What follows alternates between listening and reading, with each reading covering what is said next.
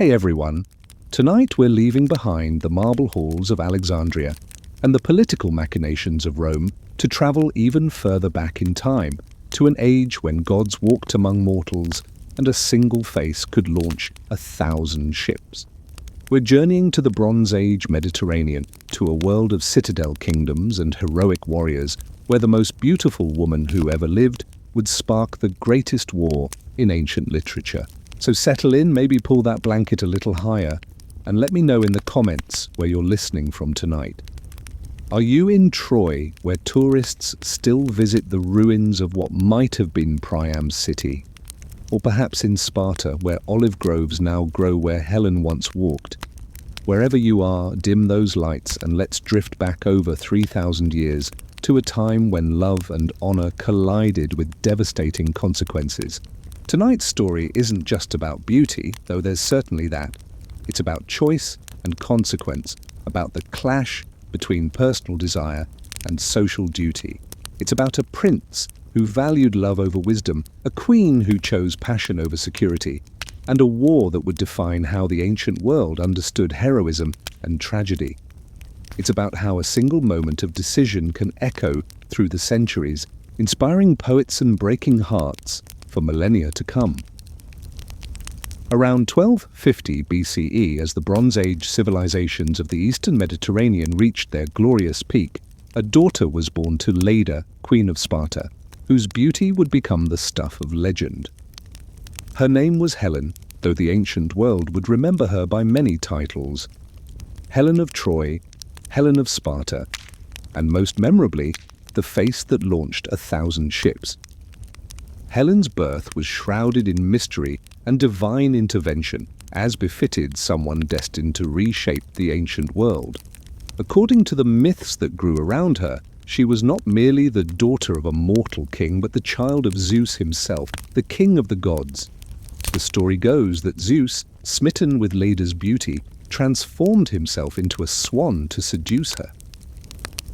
From this divine union came Helen, born from an egg like a goddess made manifest in mortal form. Whether you believe in swan transformations or not, what's certain is that Helen grew up in Sparta during the height of Mycenaean civilization. This wasn't the militaristic Sparta of classical times with its harsh warrior culture and austere lifestyle. Bronze Age Sparta was wealthy, sophisticated, and surprisingly egalitarian.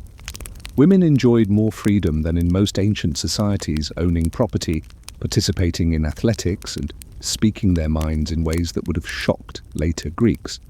The Sparta of Helen's youth was part of a network of palace-centered kingdoms that stretched across the Greek mainland and islands. These were the civilizations that archaeologists call Mycenaean, after the great fortress city of Mycenae. Trade networks connected these kingdoms to Egypt, Anatolia, and the mysterious sea peoples who roamed the eastern Mediterranean. Helen grew up surrounded by luxury that would have impressed even Egyptian pharaohs. The palace walls were decorated with vibrant frescoes showing dolphins and lilies, processions of gift-bearers, and elegant women in elaborate court dress. Skilled craftsmen created jewelry of gold and lapis lazuli, weapons inlaid with silver, and pottery painted with octopi and spirals that seemed to dance in the flickering light of oil lamps. But it was Helen herself who became the kingdom's greatest treasure. Ancient sources unanimously describe her as the most beautiful woman of her age, though we should probably take these descriptions with a grain of salt. Beauty standards change, and what impressed Bronze Age Greeks might not align with modern tastes. What seems certain is that Helen possessed that rare combination of physical attractiveness and personal magnetism that makes someone unforgettable. More importantly, Helen was intelligent and well-educated. Like other aristocratic women of her time, she would have been trained in music, poetry, and the complex ritual responsibilities that came with royal status. She could weave elaborate tapestries, sing the ancient songs that preserved her people's history, and manage the household economy of a major palace. She was, in other words, the complete aristocratic package. As Helen approached marriageable age, suitors began arriving in Sparta from across the Greek world. This wasn't unusual. Royal marriages were the diplomacy of the Bronze Age, cementing alliances and preventing wars between the various kingdoms. But Helen's combination of beauty, intelligence, and political importance made her the most sought-after bride of her generation. The list of her suitors reads like a who's who of Mycenaean royalty. There was Menelaus, brother to Agamemnon of Mycenae, the most powerful king in Greece. Ajax the Great came from Salamis, famous for his size and strength. Odysseus of Ithaca, already known for his cleverness, made the journey from his island kingdom. Diomedes of Argos, Philoctetes of Thessaly, and dozens of other princes and kings all sought her hand. The situation was potentially explosive. With so many powerful suitors competing for the same prize, rejection could easily lead to war. Someone needed to find a solution that would satisfy honor while preventing bloodshed. That someone turned out to be Odysseus, whose reputation for cunning was already well established.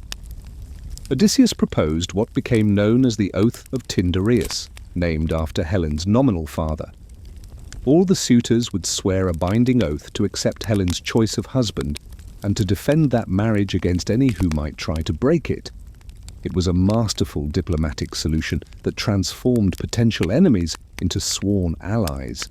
The suitors agreed, each probably confident that he would be chosen. They sacrificed horses to seal their oath, calling on the gods to witness their promise. When the time came for Helen to choose, she selected Menelaus of Sparta. It was a politically shrewd decision that made sense on multiple levels. Menelaus was handsome, wealthy, and came from the most powerful family in Greece.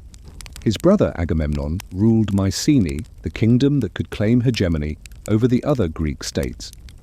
Marrying Menelaus meant Helen would remain in Sparta, ruling the kingdom she had grown up in, rather than relocating to a foreign court. The wedding was magnificent, befitting the union of such important families. Kings and queens came from across the Greek world to celebrate. The gifts were legendary: gold and silver vessels, fine textiles, weapons of bronze inlaid with precious metals. For several years, the marriage seemed happy and successful. Helen and Menelaus had a daughter, Hermione, and settled into the comfortable routine of royal life. But across the Aegean Sea in the wealthy city of Troy, a prince was growing to manhood who would change everything. His name was Paris, though he was also called Alexander, and he was about to make a choice that would bring the entire Bronze Age world crashing down. While Helen was growing up in the sophisticated courts of mainland Greece, across the wine-dark Aegean Sea stood one of the most magnificent cities of the ancient world. Troy, called Ilios by its inhabitants, commanded the entrance to the Hellespont, the narrow strait that connected the Mediterranean to the Black Sea. Every ship that wanted to trade with the wealthy kingdoms of the Black Sea coast had to pass Troy's walls, and King Priam made sure they paid handsomely for the privilege. This wasn't the modest settlement that archaeologists have uncovered in modern Turkey. The Troy of legend was a massive city with walls that scraped the sky and towers that could be seen from ships a day's sailing away. Its streets were paved with stone, its palaces decorated with gold, and its temples filled with treasures from across the known world. It was, quite simply, the richest and most powerful city in western Anatolia. King Priam ruled this empire from his magnificent palace, surrounded by his 50 sons and 12 daughters.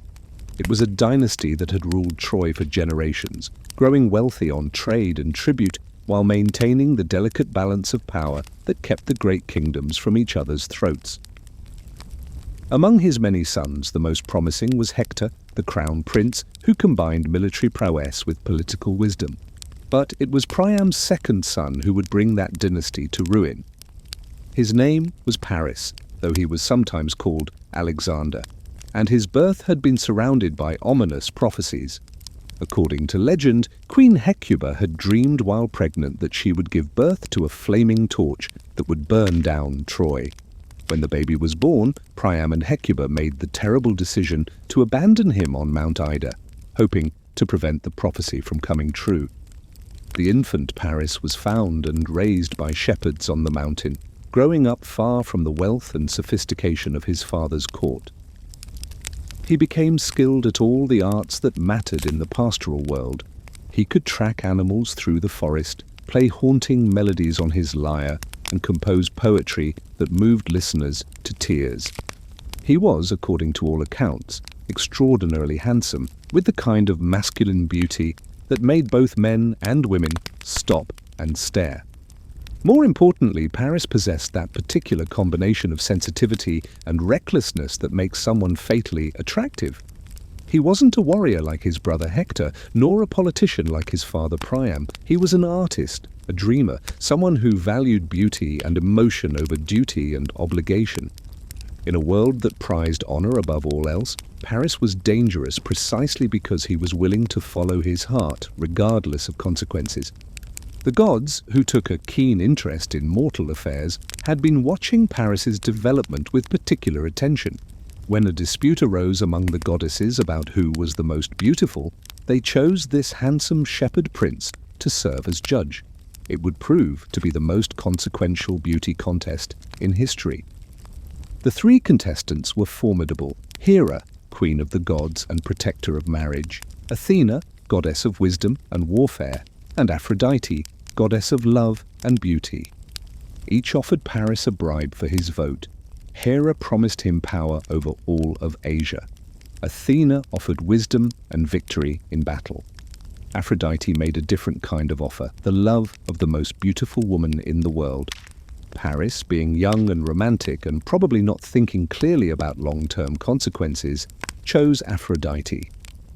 It was a decision that revealed everything about his character. Given the choice between power, wisdom, and love, he chose love without hesitation. The goddesses he rejected would become his implacable enemies, but Paris probably didn't care. He had just been promised Helen of Sparta. Around this time, Paris's true identity was discovered by his royal family. The details vary depending on which ancient source you trust, but the basic story involves Paris competing in athletic games in Troy and revealing himself through his exceptional performance. Despite the dire prophecies surrounding his birth, Priam and Hecuba couldn't bring themselves to kill their rediscovered son. They welcomed him back to the palace, granting him the honors due a prince of Troy. Paris adapted quickly to royal life, though he never entirely lost the pastoral sensitivity that had marked his youth. He learned to fight with sword and spear, though he would never match Hector's prowess. He mastered the complex etiquette of Bronze Age diplomacy, though he remained more interested in art and music than politics. He became, in short, exactly the kind of prince who might be sent on a diplomatic mission to a foreign court. In 1194 BCE, when Paris was in his early 20s, just such a mission arose. Troy needed to strengthen its ties with the Greek kingdoms, particularly Sparta, whose position controlled key trade routes. What better ambassador than a charming young prince who could represent Troy's wealth and sophistication? Priam decided to send Paris to Sparta as his personal representative, with authority to negotiate trade agreements and mutual defense pacts. It seemed like a reasonable assignment for a junior member of the royal family.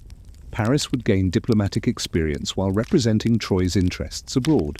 Menelaus would be honored by receiving a prince as envoy rather than a mere ambassador. Both kingdoms would benefit from closer ties. No one anticipated that sending the most romantic prince in Troy to the court of the most beautiful queen in Greece might create complications. Or if they did anticipate it, they probably assumed that both Paris and Helen were mature enough to put duty before desire. They were wrong. In the autumn of 1194 BCE, as the Bronze Age Mediterranean enjoyed one of its last periods of peace and prosperity, a Trojan ship rounded the cape and sailed into the harbour of Gythium, the port that served Sparta. The vessel was magnificent even by the standards of an age that valued conspicuous display. Its hull was painted in brilliant colours, its bronze fittings gleamed in the sunlight, and its purple sails proclaimed the royal status of its passengers. Prince Paris of Troy had come to Sparta in considerable style. His diplomatic mission included a substantial entourage of nobles, servants, and guards, along with gifts that demonstrated Troy's wealth and respect for their Spartan hosts. There were golden vessels crafted by the finest metalworkers in Anatolia, textiles woven with threads of silver, and precious stones that caught the light like captured stars.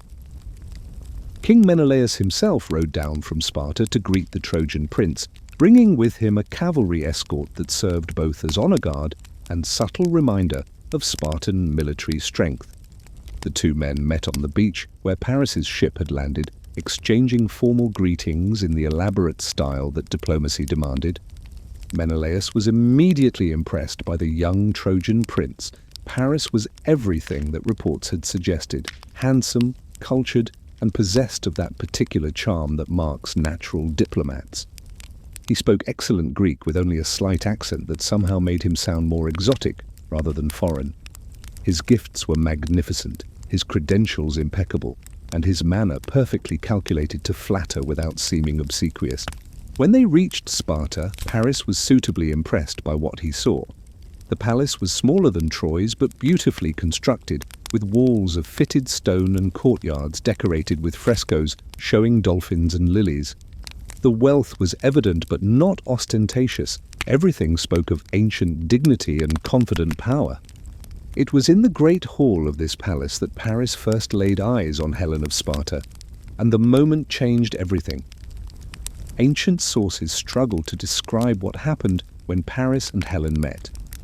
Some claim it was love at first sight, that instantaneous recognition of souls that poets celebrate and cynics dismiss. Others suggest it was a more gradual process, mutual attraction, deepening over days of conversation and shared glances. What seems certain is that both felt something immediate and powerful, something that made them forget their duties and think only of each other. Helen at 25 was at the height of her beauty and sophistication. She had been ruling Sparta alongside Menelaus for several years, mastering the complex arts of Bronze Age queenship.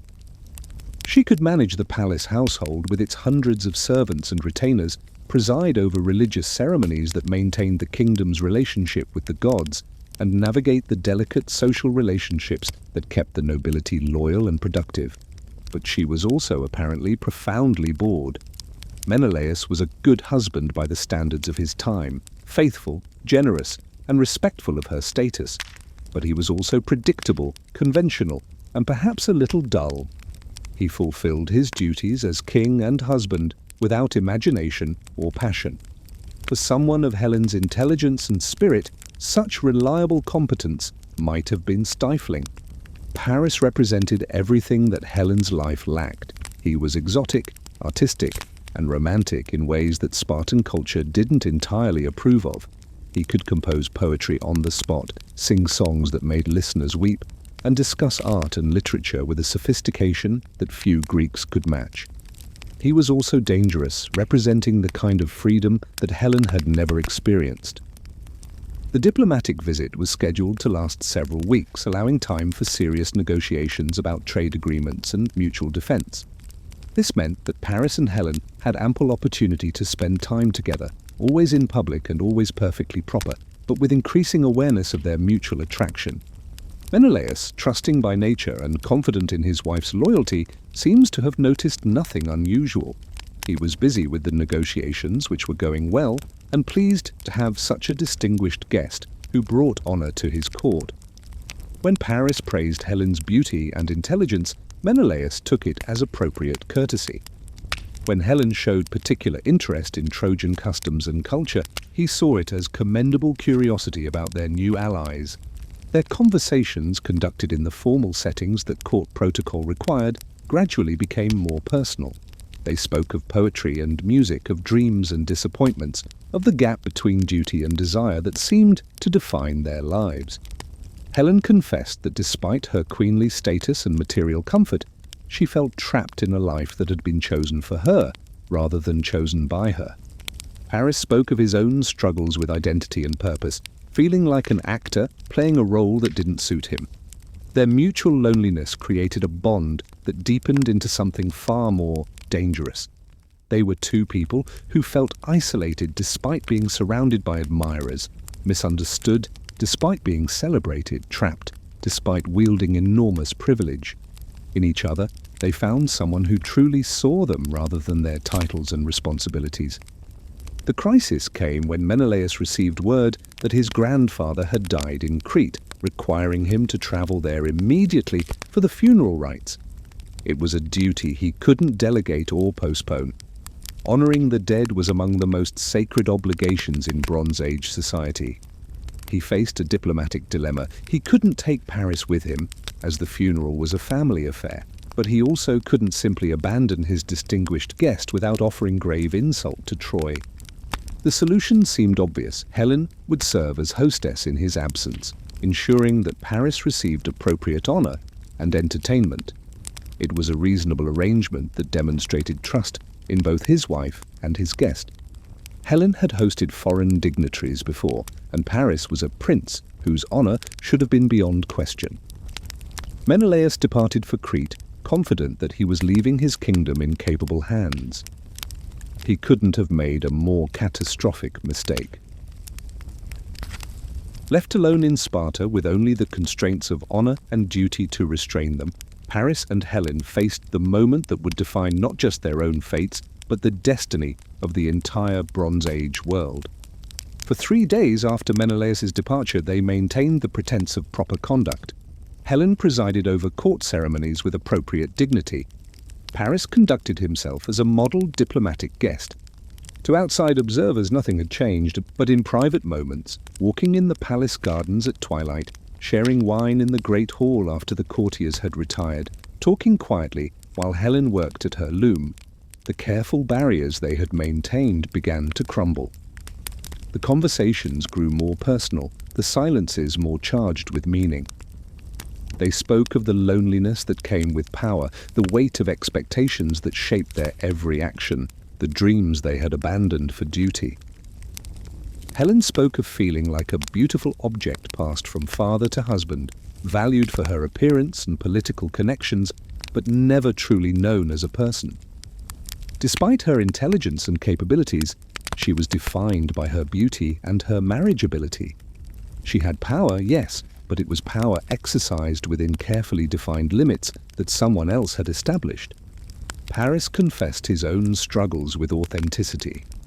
He had been born a prince but raised as a shepherd, welcomed back to Troy but never quite fitting into his father's expectations. He was too gentle for warfare, too impractical for politics, too romantic for the harsh realities of Bronze Age kingship. He felt like he was constantly performing a role that didn't suit his nature. Their mutual understanding deepened into attraction, and attraction into something far more dangerous. On the 4th night of Menelaus' absence, the inevitable happened. The exact circumstances have been debated by poets and historians for 3 millennia, but what seems most likely is that they seduced each other, drawn together by a combination of genuine attraction, emotional need, and the intoxicating thrill of forbidden love. Their affair began in secret, conducted in the hidden chambers of the Spartan palace while the court slept. For a brief time, they lived in a bubble of stolen happiness, finding in each other's arms a passion that neither had experienced before. Helen discovered that love could be more than duty and companionship. Paris learned that desire could transform even the most familiar surroundings into something magical. But secrets rarely remain secret in royal courts, where servants know everything and courtiers make careers out of useful information. Within days, whispers began circulating among the palace staff. Guards reported unusual movements in the royal quarters. Servants noticed changes in their mistress's behavior. Helen was happier, but also more distracted, glowing with a kind of inner light that made her even more beautiful than usual. The situation became impossible when one of Paris's own retainers, perhaps motivated by loyalty to Troy or fear of consequences, warned him that their affair was becoming common knowledge. Soon, word would reach Menelaus, either from his own spies or from well-meaning allies who felt obligated to inform him of his wife's infidelity. When that happened, Paris would face death as an oath breaker. and Helen would face disgrace as an adulteress. They had reached the moment of choice that changes everything. They could end their affair, pretend it had never happened, and hope that discretion would protect them from immediate consequences. Paris could complete his diplomatic mission and return to Troy. Helen could resume her duties as Sparta's queen. Both would live safe, comfortable, utterly conventional lives, haunted forever by memories of what might have been. Or they could choose each other, accepting whatever consequences followed. The decision, when it came, was sudden and irreversible. Paris proposed that they flee together to Troy, where his father's protection might shield them from immediate retaliation. It was a desperate plan with little chance of success, but it offered the only possibility of remaining together. Helen faced the most momentous choice of her life: honor or love, duty or desire, safety or adventure. She chose love. On a moonless night while the palace slept, Helen gathered her most precious possessions: jewelry, gold, and sacred objects that belonged to her personally, rather than to Sparta's royal treasury. She left behind her daughter Hermione, who was too young to travel, and whose presence would have made escape impossible. It was perhaps the most heartbreaking aspect of her decision, abandoning the child she loved for the man she couldn't live without.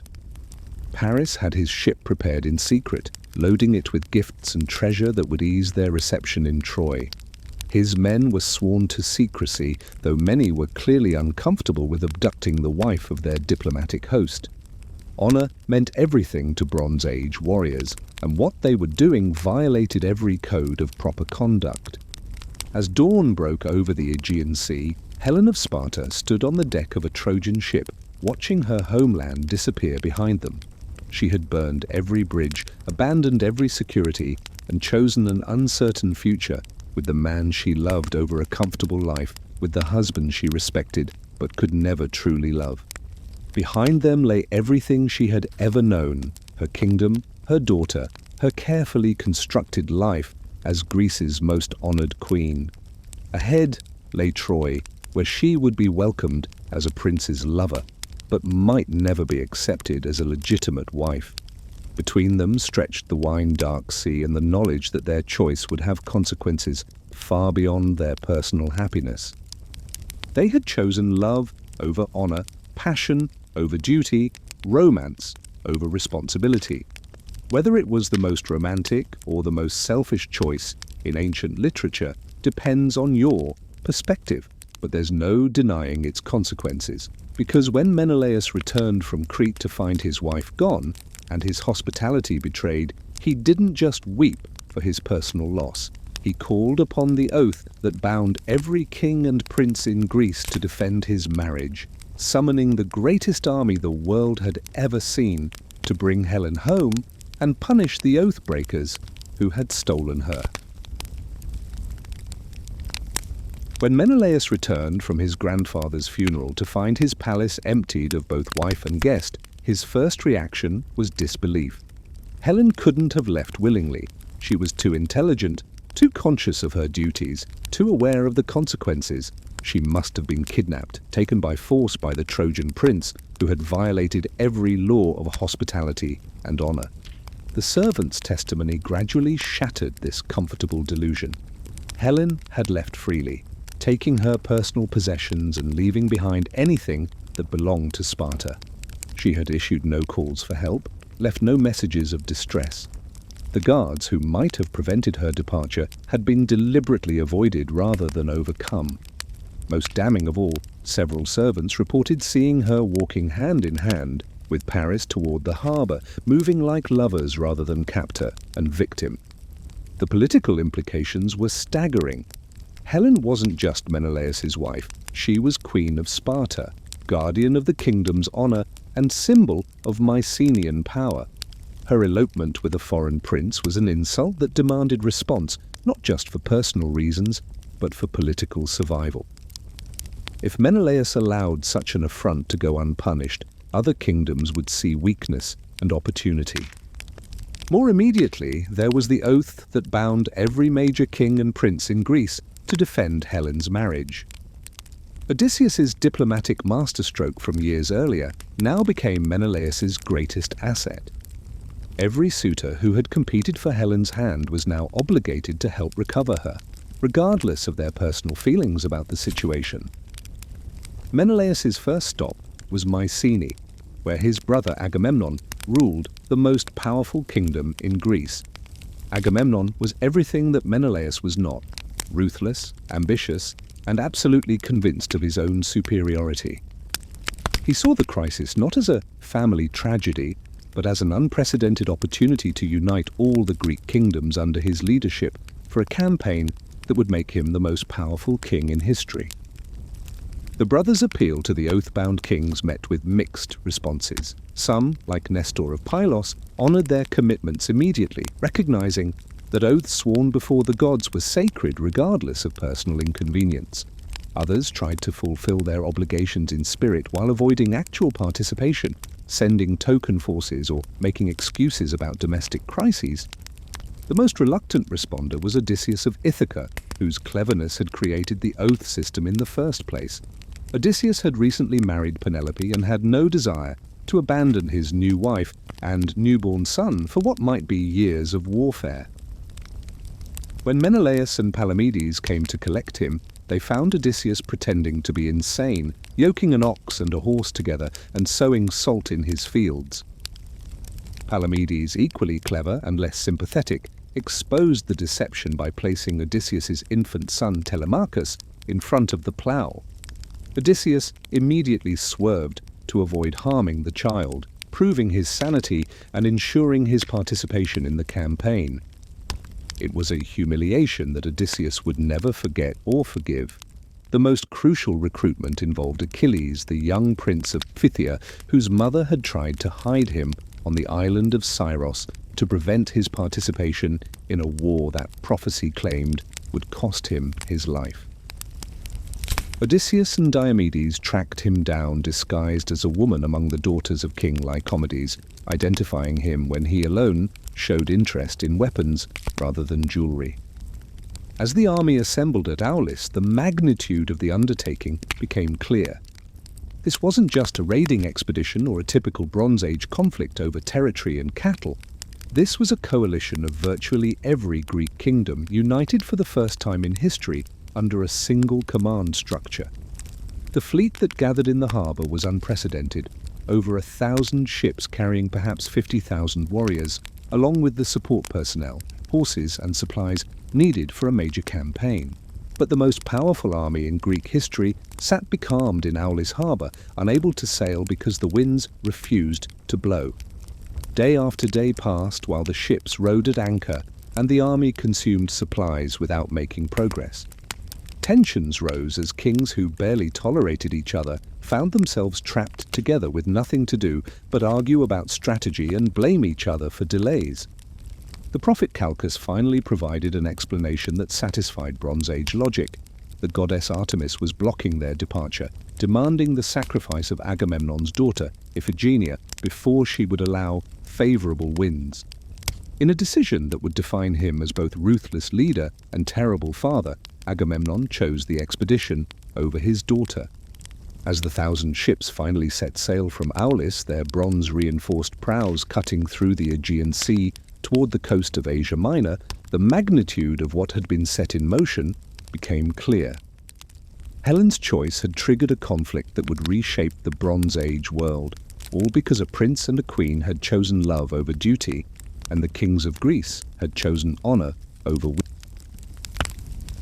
After a journey that took them past islands still sacred to ancient gods, the Greek fleet finally came within sight of Troy in the spring of 1184 BCE.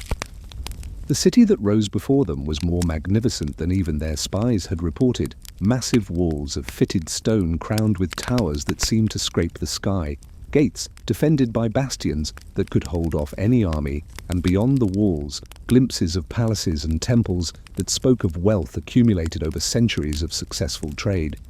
The Greeks established their beachhead after a fierce battle led by Achilles, who carved through Trojan defenders with legendary fury.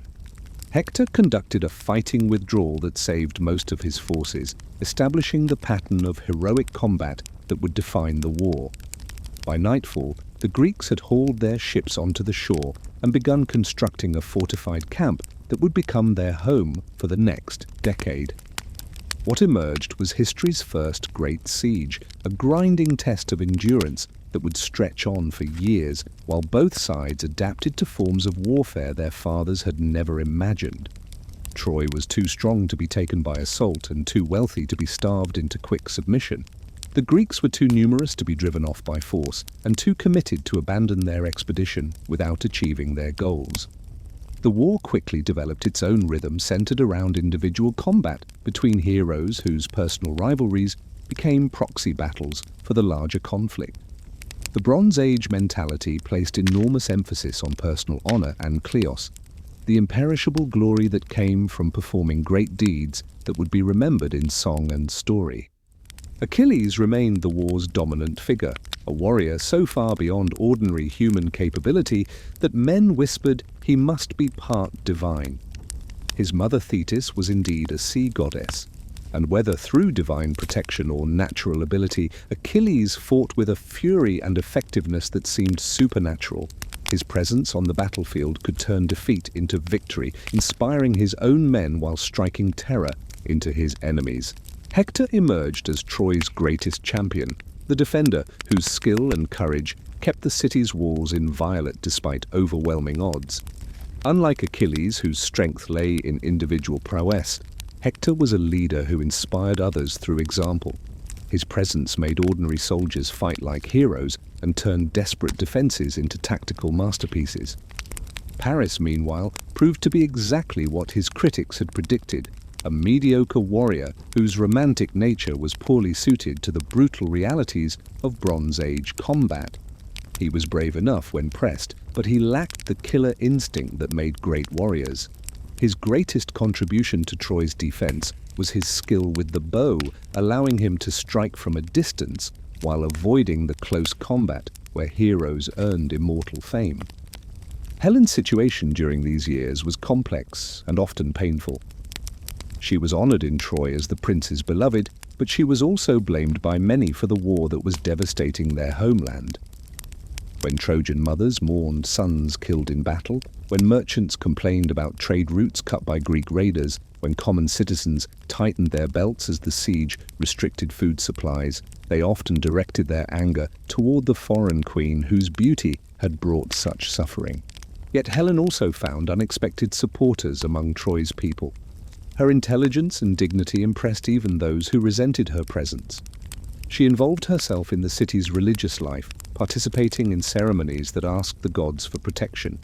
She worked to care for wounded warriors, using skills learned in Sparta's palace to tend injuries and organize medical supplies. Gradually, she became not just Paris's lover, but a genuine member of Troy's royal family. By the war's 9th year, both sides were exhausted. Achilles, frustrated by the lack of progress and increasingly at odds with Agamemnon, withdrew from combat entirely over a dispute about a captive woman. Without their greatest champion, the Greeks found themselves steadily pushed back toward their ships. The war's turning point came when Hector killed Patroclus, Achilles' beloved companion, in single combat near the Greek ships. Achilles' grief and rage at his friend's death were volcanic in their intensity. He returned to battle with a fury that shocked even veterans accustomed to his legendary prowess, culminating in single combat with Hector outside Troy's walls. When Hector fell, pierced through the throat by Achilles' spear, Troy's military power was broken even though the city's walls remained intact. Achilles' treatment of Hector's body, dragging it behind his chariot around Troy's walls, horrified both armies until divine intervention and King Priam's personal plea convinced him to return the body for proper funeral rites. Hector's death marked the beginning of Troy's end, though the city would hold out for another year. Without their greatest champion, Trojan morale crumbled. The walls that had protected the city for so long remained intact, but the spirit that had defended them was broken. What was needed was some stratagem that could overcome physical defenses that remained impregnable to direct assault. As the 10th year of the siege dawned, both Greeks and Trojans faced the reality that their war had consumed an entire generation. Achilles was dead, struck down by an arrow fired by Paris, but guided by Apollo to the one vulnerable spot in the hero's divinely protected body. Troy had suffered equally devastating losses, with most of Priam's sons fallen to Greek spears. The siege had exhausted both sides. The Greeks' kingdoms faced rebellions at home as nobles questioned the wisdom of prolonged absence. Troy was slowly dying from within. Food shortages were becoming critical as the Greek blockade tightened, disease spread through overcrowded districts, and the wealth accumulated over centuries was being consumed to pay for weapons and mercenaries. It was Odysseus who proposed the stratagem that would finally end the war. The walls of Troy had proven impregnable to direct assault, but perhaps they could be overcome through deception rather than force. The Greeks would construct a massive wooden horse, ostensibly as an offering to Athena to ensure safe passage home, then stage a fake departure while elite warriors hid inside the horse. The plan required months of careful preparation. Master carpenters worked in secret to construct a horse large enough to conceal a significant force, but beautiful enough to serve as a convincing religious offering. Odysseus naturally led the group hiding inside, accompanied by Menelaus, Diomedes, and other proven veterans. Sinon volunteered to remain behind and convince the Trojans through a carefully rehearsed story that the Greeks had abandoned him as a sacrifice. On a moonless night in late spring, the Greek fleet sailed away from Troy's coast with great fanfare, ensuring that Trojan lookouts would observe their departure. But instead of heading home to Greece, the ships anchored behind the island of Tenedos, just out of sight from Troy's walls. At dawn, Trojan scouts emerged cautiously from the city to explore the abandoned Greek camp. What they found exceeded their wildest hopes. The hated enemy had finally given up and departed, leaving behind only smouldering campfires and a single, massive wooden horse standing on the beach like a monument to Greek frustration. The horse was magnificent, clearly the work of master craftsmen, and decorated with bronze fittings that gleamed in the morning sun. Inscriptions in Greek identified it as an offering to Athena, requesting safe passage for the returning fleet. Its size and obvious value suggested genuine religious intent rather than some crude trick. The discovery of Sinon provided the final piece of evidence that convinced most Trojans of the gift's authenticity. He had been left bound to a stake near the horse, apparently prepared for sacrifice before the Greeks lost their nerve and abandoned him. His story, that Odysseus had selected him as a scapegoat to appease the gods' anger, was delivered with just enough reluctance and apparent fear to seem genuine. Not everyone was convinced. Laocoon, priest of Apollo, warned that Greeks bearing gifts should never be trusted. His famous words, "I fear the Greeks, especially when they bring gifts," would echo through history as one of literature's great warnings. But Laocoon's warnings were dramatically discredited when he and his sons were killed by sea serpents while sacrificing to Apollo. The Trojans interpreted this as divine punishment for rejecting Athena's gift. Cassandra, Priam's daughter, who had been cursed by Apollo to prophesy truly but never be believed, also warned against accepting the horse. Her pleas were dismissed as the ravings of a madwoman, a reputation she had earned through years of accurate but unwelcome predictions about the war's course. Against these warnings stood the overwhelming desire of Troy's people to believe that their suffering was finally over. 10 years of siege had exhausted their physical and emotional reserves. The prospect that their enemies had simply given up and gone home was too appealing to reject based on the suspicions of a priest and the ravings of a mad prophet. King Priam, ancient and weary, made the final decision to bring the horse inside the city. It was too large to fit through Troy's gates, so sections of the wall were dismantled to allow passage. As the massive wooden structure was dragged through Troy's streets, flowers were thrown from windows and hymns of thanksgiving were sung in the temples. Helen, watching from the palace, felt a mixture of relief and apprehension. If the Greeks had truly departed, her long exile might finally be ending. Yet something about the horse troubled her, though she couldn't identify what. She had lived among Greeks for most of her life and understood their mentality better than most Trojans. The idea that they would simply abandon their 10-year investment in conquest seemed inconsistent with everything she knew about Agamemnon's character. As night fell over Troy for what would prove to be the last time, the city's defenders finally allowed themselves to believe that their ordeal was over. Guards who had maintained vigilant watches for a decade relaxed their vigilance. Citizens who had endured years of rationing celebrated with wine they had hoarded for special occasions. For the first time in 10 years, Troy slept peacefully. In the third watch of the night, when Troy's celebrations had finally died down, and exhausted defenders slept more soundly than they had in years, Odysseus and his hidden companions began their emergence from the wooden horse. Working in absolute silence, they opened the concealed panel and dropped ropes that allowed them to descend unseen into Troy's agora. The city they found was utterly defenseless. Guards who should have been watching the walls were either asleep or drunk from the day's celebrations. Gates that had been barricaded against assault for 10 years stood open to allow citizens to view the abandoned Greek camp. Streets that had echoed with the tramp of armed patrols were empty, except for the occasional reveller stumbling home from late-night festivities. Odysseus's men knew exactly where to go and what to do. Some moved toward the main gates to signal the hidden Greek fleet with beacon fires. Others headed for the citadel to secure the palace and prevent organized resistance. The beacon fires that blazed from Troy's walls were visible far out to sea, where Agamemnon waited with the main Greek force. When the agreed-upon signals appeared, confirming that the city's gates were open and its defenses compromised, the entire armada rode through the darkness toward Troy's undefended harbor. Within minutes, the carefully coordinated infiltration became a general assault as advance forces opened gates to admit the main army. Troy's fall, when it came, was swift and terrible. A city that had resisted 10 years of siege collapsed in a single night, overwhelmed by enemies who struck from within while defenses faced outward.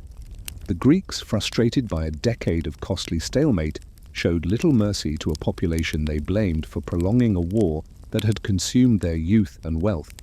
King Priam died defending his palace, cut down by Neoptolemus, Achilles' son, who had inherited his father's martial prowess along with his ruthless nature. The ancient king's death was particularly brutal. He was killed while seeking sanctuary at an altar, violating the religious customs that normally protected even enemies who claimed divine protection. Hector's son Astyanax, still a child, but old enough to eventually threaten Greek security as a rallying point for Trojan resistance, was thrown from the city's walls by Odysseus, who calculated that sentiment was a luxury victors couldn't afford. It was a decision that haunted the hero for years afterward, but one he considered necessary to prevent future wars. Helen's situation during the sack was particularly complex and dangerous. She was simultaneously the war's primary cause and its most valuable prize, the woman whose recovery had theoretically justified 10 years of warfare. When Menelaus finally confronted his wife after 10 years of separation, their reunion was awkward rather than romantic. Both had changed enormously during the war years. Ancient sources disagree about Menelaus's initial intentions toward his errant wife. Some claim he drew his sword to kill her, only to be overwhelmed by her beauty and his residual love. Others suggest he had always intended to take her back, recognizing that executing Helen would make the entire war appear pointless. What seems certain is that their reconciliation was based more on political necessity than romantic reunion. The broader sack of Troy was remembered by later generations as one of history's great atrocities, a night of violence that shocked even contemporaries accustomed to Bronze Age warfare's brutalities. Temples were looted, women enslaved, and children killed to prevent future resistance. The wealth accumulated over centuries of successful trade was carried off to Greek ships, while buildings that had stood for generations were put to the torch. By dawn, Troy was a smoking ruin. The city that had dominated the eastern Aegean for centuries was reduced to rubble and ashes, Its people were dead or enslaved, its wealth dispersed among Greek kingdoms, its very name becoming synonymous with destruction and loss. Helen, standing on the deck of Menelaus's ship as it sailed away from Troy's burning harbour, watched the destruction of the city that had been her home for 10 years. The romantic adventure that had begun with love songs in Spartan gardens was ending with screams and flames on Asian shores. Whether the price had been worth paying would be debated by poets and philosophers for millennia, but there was no doubt about the magnitude of what had been destroyed. Chapter 8. The Difficult Returns. The fall of Troy marked not the end of the story, but the beginning of a new chapter that would prove equally tragic for many of its protagonists. The gods, who had taken sides in the war and influenced its outcome, were not finished with the mortals who had provided their entertainment. Victory, as the Greeks were about to discover, could be as dangerous as defeat. The troubles began even before the fleet left Troy's burning harbour. The sacrilege committed by Ajax the Lesser against Cassandra in Athena's temple had offended the goddess beyond forgiveness. As the Greek ships prepared to depart, she sent signs of her displeasure that any competent prophet should have recognized. Thunder from clear skies, flights of birds moving in ominous patterns, and sacrifices that refused to burn properly. But the Greeks were exhausted by 10 years of warfare and eager to return home with their plunder. They ignored divine warnings in their haste to depart, a decision that would cost many of them their lives. Athena's revenge took the form of storms that scattered the fleet across the Mediterranean, shipwrecking some vessels and driving others far off course to lands where monsters and hostile gods waited. Agamemnon's journey home became a cautionary tale about the domestic consequences of prolonged absence. While he had been winning glory at Troy, his wife Clytemnestra had been plotting revenge for his sacrifice of their daughter, Iphigenia. She had taken his cousin Aegisthus as lover and co-conspirator, together planning the king's assassination. When Agamemnon finally reached Mycenae, accompanied by Cassandra as his captive concubine, he was murdered in his bath by Clytemnestra herself. The prophetic Cassandra, who had foreseen their deaths, was killed alongside him. The most powerful king in Greece died not in glorious battle, but through domestic treachery, his homecoming celebration becoming his funeral feast. Menelaus and Helen faced their own challenges during the return journey. Their marriage, if it could still be called that, was an awkward arrangement based more on political necessity than emotional connection. Helen's beauty remained legendary, but she was also a woman who had caused immense suffering. Menelaus was technically the war's victor, having recovered his wife and his honor, but he was also aware that many Greeks blamed him for starting a conflict that had cost them so much. Their journey home took 8 years, not because of divine opposition, but because of Menelaus's reluctance to face the political situation in Sparta. He understood that his kingship, undermined by his wife's elopement and his subsequent absence, would require careful restoration. He spent years visiting allied courts, rebuilding relationships and demonstrating that he was still a formidable ruler despite his personal humiliation. During these wandering years, Helen and Menelaus gradually rebuilt their relationship on new foundations. They would never recapture the romantic passion of their youth, but they developed a mature partnership based on mutual respect and shared experiences. Helen's intelligence and diplomatic skills proved valuable in the courts they visited, while Menelaus's military reputation opened doors that might otherwise have remained closed. When they finally returned to Sparta, they found a kingdom that had survived their absence but was fundamentally changed. A new generation had grown up hearing stories of the Trojan War, but not directly experiencing its costs. The palace that Helen remembered from her youth seemed smaller and less sophisticated than the Troy she had left behind. The comfortable predictability that had once suffocated her now appeared as welcome stability. Odysseus faced the most challenging return of all, though his story would become the template for adventure narratives for millennia to come. His 10-year journey home to Ithaca complicated by divine opposition and his own curiosity about the world beyond Greece, became an epic tale of survival against impossible odds. The Odyssey chronicled encounters with monsters, witches, and gods that tested every aspect of Odysseus's character. He faced the Cyclops Polyphemus, resisted the sirens whose songs lured sailors to destruction, and navigated between Scylla and Charybdis. But perhaps his greatest challenge came when he finally reached Ithaca to find his palace overrun by suitors competing for his wife Penelope's hand and his kingdom's throne. The massacre of the suitors that concluded Odysseus's story was as brutal as anything that had occurred at Troy. With the help of his son Telemachus and a few loyal servants, he killed over 100 men who had been consuming his wealth and pressuring his wife. It was a reminder that the violence unleashed by the Trojan War didn't end with Troy's fall, but continued to echo through the generation that had fought it.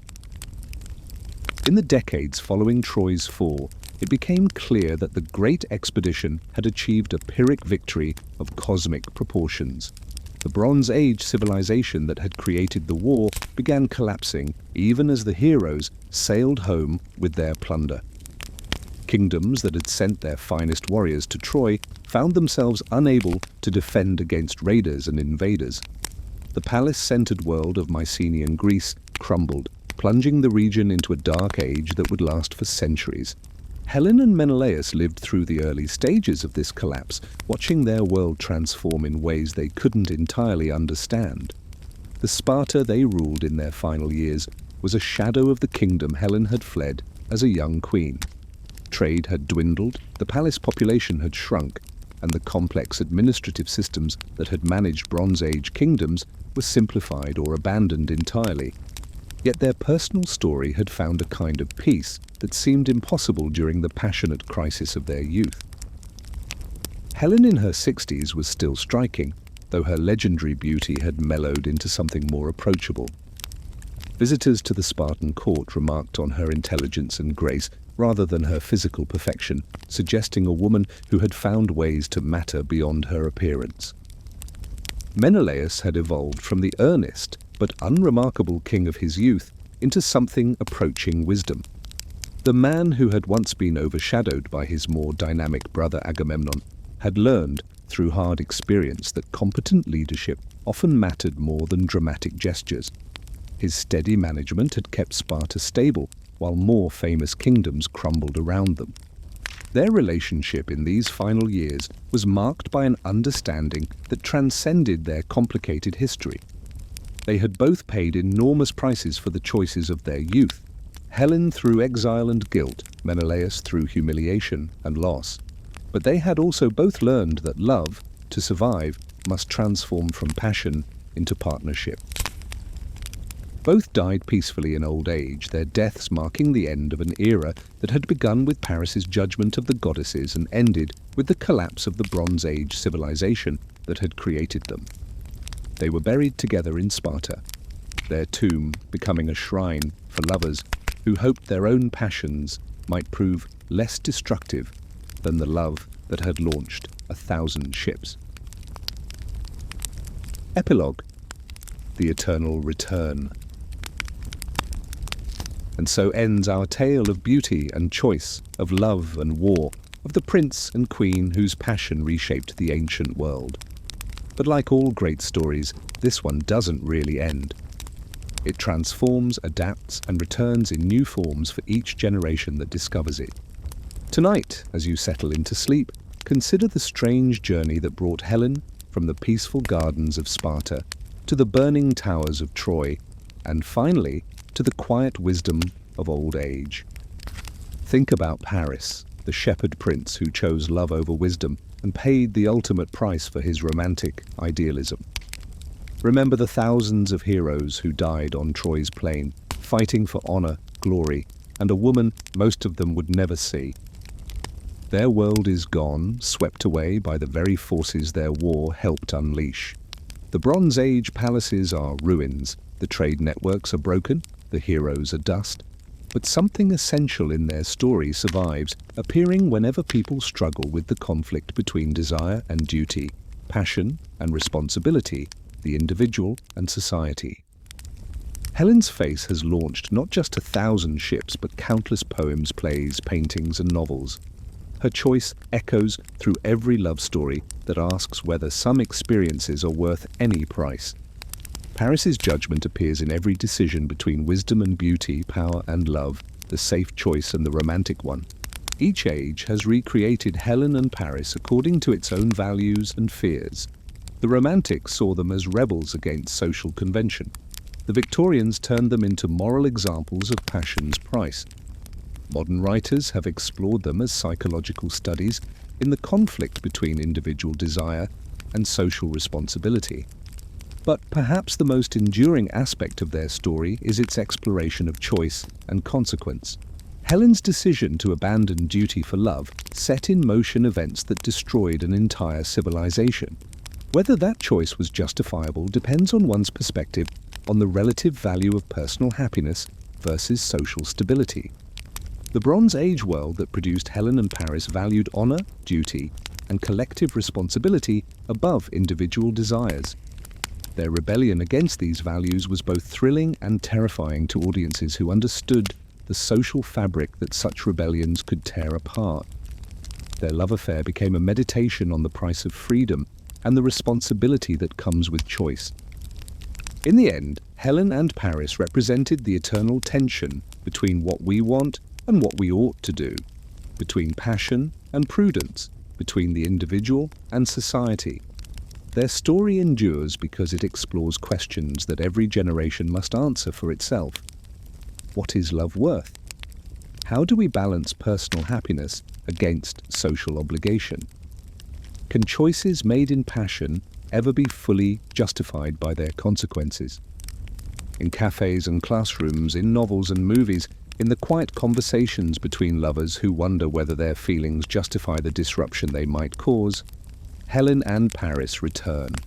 They are the eternal questions disguised as ancient history. What would you sacrifice for love? How do you balance what you want against what you owe? When passion and duty conflict, how do you choose? Perhaps that's why their story remains so compelling after more than 3 millennia.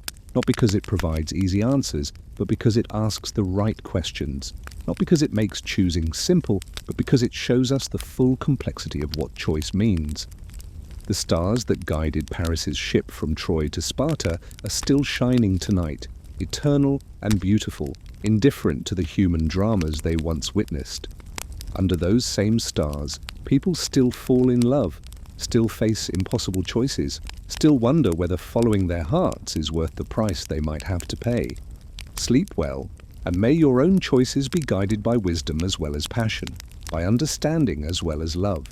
And remember Helen and Paris not as warnings or examples, but as reminders that every generation must learn for itself what it means to be human in a world where desire and duty dance their eternal, complicated dance. The face that launched 1,000 ships sails on through literature and memory, beautiful and terrible, inspiring and cautionary, as complex and contradictory as love itself.